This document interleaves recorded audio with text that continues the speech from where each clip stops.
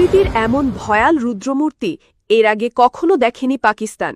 উত্তাল দানবীয় জলস্রোতের করাল গ্রাসে একের পর এক জনপদ বিলীন হয়ে যাচ্ছে। তাসের ঘরের মতো ভেঙে পড়ছে বহুতল ভবন, খড়কুটোর মতো ভেসে যাচ্ছে গাড়ি, আসবাবপত্র, গবাদি পশু আর অসহায় মানুষের নিথর দেহ। এটি কোনো সিনেমার দৃশ্য নয়, বরং পাকিস্তানের বুকে নেমে আসা এক জীবন্ত কেয়ামত। স্মরণকালের ভয়াবহতম এই বন্যায় দেশটি আজ পরিণত হয়েছে এক বিশাল শোকের উপত্যকায়।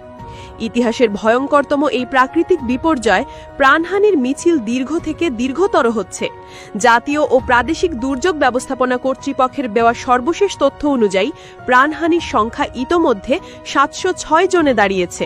কেবল গত ২৪ ঘণ্টাতেই খাইবার পাখতুনখোয়া প্রদেশে প্রাণ হারিয়েছেন আরও অন্তত ২৬ জন।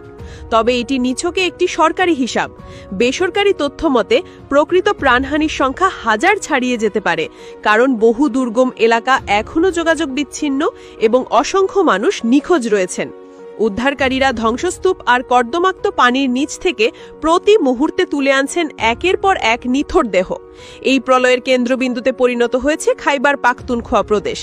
বিশেষ করে এই প্রদেশের বুনের বিভাগ যেন এক ভয়াল উপত্যকা। এখানে আকস্মিক বন্যায় কমপক্ষে ২২২ জনের প্রাণহানির খবর নিশ্চিত করা হয়েছে। গত শুক্রবার রাতে বুনেরের বেসনাই নামক একটি পুরো গ্রাম মেঘভাঙা বৃষ্টির পর নেমে আসা পাহাড়ি ঢলে মানচিত্র থেকেই মুছে গেছে। রাতের অন্ধকারে ঘুমন্ত মানুষ কিছু বুঝে ওঠার আগেই দানবীয় স্রোত তাদের ঘরবাড়ি, সহায় সম্বল সহ সবকিছু নিশ্চিহ্ন করে দিয়েছে। উদ্ধারকারীরা এখনও সেখানে প্রাণের সন্ধানে মরিয়া হয়ে অনুসন্ধান চালাচ্ছেন, কিন্তু সময় যত গড়াচ্ছে সে আশা ততই ক্ষীণ হয়ে আসছে। চলতি বছরে ২৬ জুন বর্ষার তাণ্ডব শুরু হলেও গত কয়েকদিনে পরিস্থিতি নিয়ন্ত্রণের বাইরে চলে যায়। আবহাওয়াবিদরা বলছেন, অস্বাভাবিক বৃষ্টিপাতের পর মেঘ ফাটার মতো ঘটনা ঘটায় আকস্মিক বন্যার সৃষ্টি হয়েছে, যা সামাল দেওয়ার কোনো প্রস্তুতিই ছিল না। এর উপর গত ১৯ আগস্ট সকালে দেশটির ইসলামাবাদ, রাওয়ালপিন্ডি এবং খাইবার পাখতুনখোয়ার কিছু অংশে ৫.২ মাত্রার ভূমিকম্প আঘাত হানে।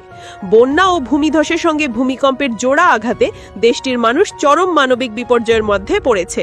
শুধু পাহাড়ি অঞ্চলই নয়, পাকিস্তানের বাণিজ্যিক রাজধানী করাচিরও অবস্থাও ভয়াবহ। প্রবল বর্ষণে শহরের বিস্তীর্ণ এলাকা পানির নিচে তলিয়ে গেছে। রাস্তাঘাট ডুবে যাওয়ায় যান চলাচল পুরোপুরি বিপর্যস্ত এবং শহরের বড় অংশ বিদ্যুৎ বিচ্ছিন্ন হয়ে পড়েছে। বিশুদ্ধ পানীয় জলের অভাবে ছড়িয়ে পড়ছে নানা পানিবাহিত রোগ। বিশেষ করে শিশু ও বৃদ্ধরা রয়েছেন চরম স্বাস্থ্য ঝুঁকিতে। যোগাযোগ ব্যবস্থা পুরোপুরি ভেঙে পড়ায় বহু দুর্গম এলাকা কার্যত বিচ্ছিন্ন দ্বীপে পরিণত হয়েছে। সেতু, কালভার্ট ও রাস্তাঘাট পানির তোড়ে নিশ্চিহ্ন হয়ে যাওয়ায় উদ্ধার ও ত্রাণ তৎপরতা চালানো হয়ে পড়েছে অত্যন্ত কঠিন। বেঁচে যাওয়া মানুষগুলো খোলা আকাশের নিচে নিদারুণ কষ্টের দিন কাটাচ্ছেন। তাদের চোখ মুখে কেবলই বেঁচে থাকার অনিশ্চয়তা আর প্রিয়জন হারানোর বেদনা। ফসলের মাঠগুলো পরিণত হয়েছে কাদামাটির সমুদ্রে, যা দেশটির অর্থনীতির জন্য এক অশনি সংকেত। পরিস্থিতি উন্নতির কোনো লক্ষণও দেখা যাচ্ছে না। দেশটির আবহাওয়া অধিদপ্তর সতর্ক করে জানিয়েছে, ২১ আগস্ট থেকে পরবর্তী কয়েকদিন ভারী বৃষ্টিপাত অব্যাহত থাকতে পারে, যা চলমান বিপর্যয়কে আরও ভয়ঙ্কর করে তুলতে পারে। সেনাবাহিনী সহ বিভিন্ন উদ্ধারকারী দল জীবন বাজি রেখে উদ্ধার কাজ চালিয়ে গেলেও প্রকৃতির এই নির্মমতার কাছে তাদের প্রচেষ্টা অপ্রতুল। সব মিলিয়ে পাকিস্তান আজ এক নজিরবিনা সংকটের মুখোমুখি, যেখানে প্রতি মুহূর্তেই বাড়ছে নিথর দেহের সংখ্যা আর অসহায় মানুষের আর্তনাদ।